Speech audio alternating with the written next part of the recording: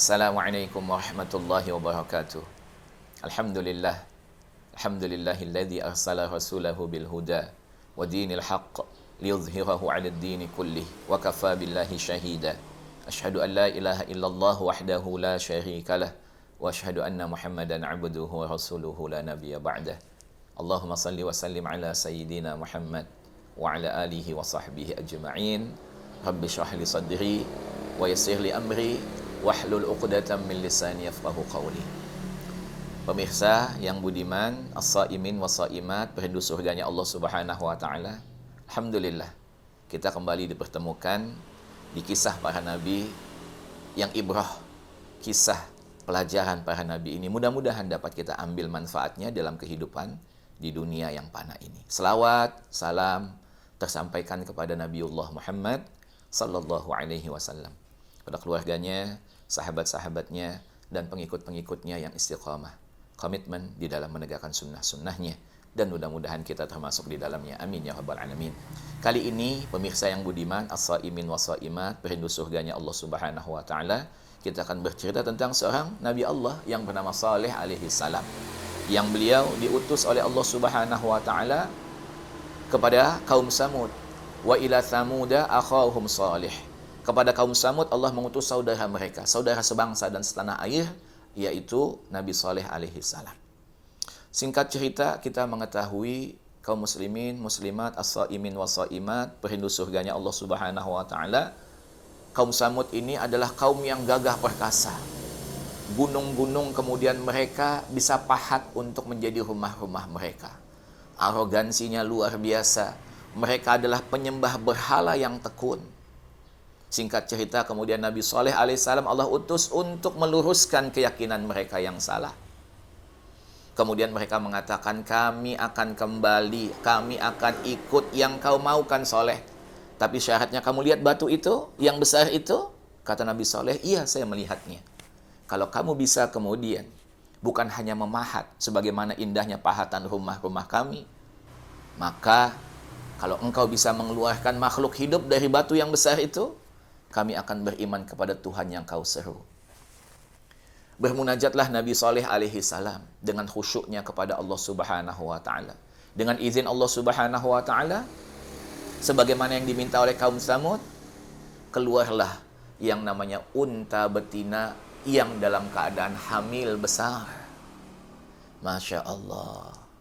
Inilah salah satu makhluk Allah Subhanahu wa taala yang tidak punya ayah dan tidak punya ibu, keluar dari batu atas izin Allah Subhanahu wa taala.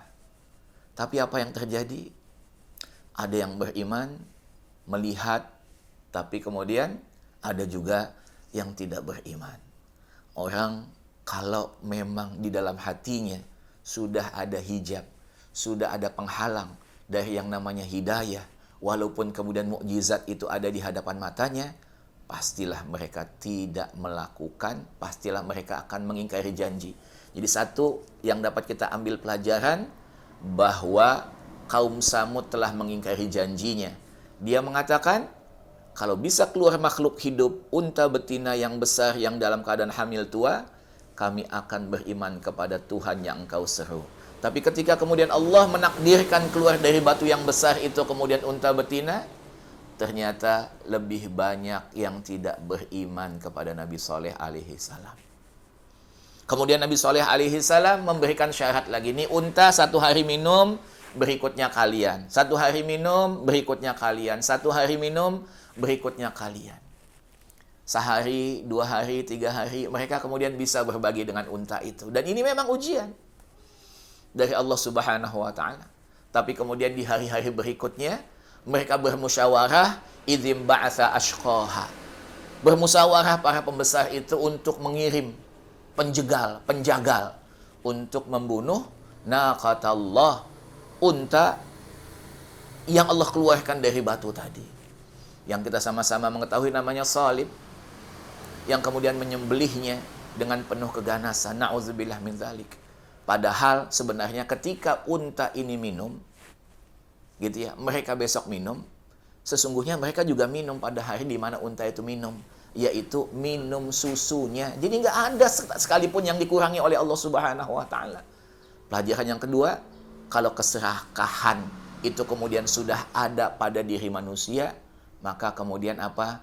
Tidak ada makhluk yang paling hina kecuali orang yang serakah. Makanya di bulan Ramadan ini kita diajarkan oleh Allah Subhanahu wa taala supaya tidak serakah. Sebab keserakahan ini adalah kehinaan bagi seseorang.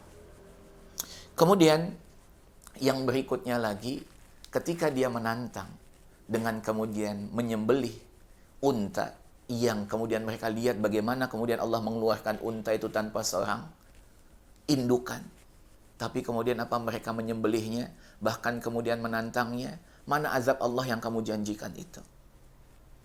Ya, akhirnya kemudian Allah Subhanahu wa taala menyampaikan kepada Nabi Saleh alaihissalam, tunggu 3 hari, salasata ayyam. Tunggu 3 hari, azab Allah Subhanahu wa taala akan datang. Bagaimana mereka ketika Allah mengatakan tunggu 3 hari? Mereka gelisah, mereka ketakutan luar biasa. As-saimin was-saimat, perindu surganya Allah Ta'ala. Jadi kalau dikatakan ini langsung, itu kemudian orang nggak stres, tapi tunggu 3 hari.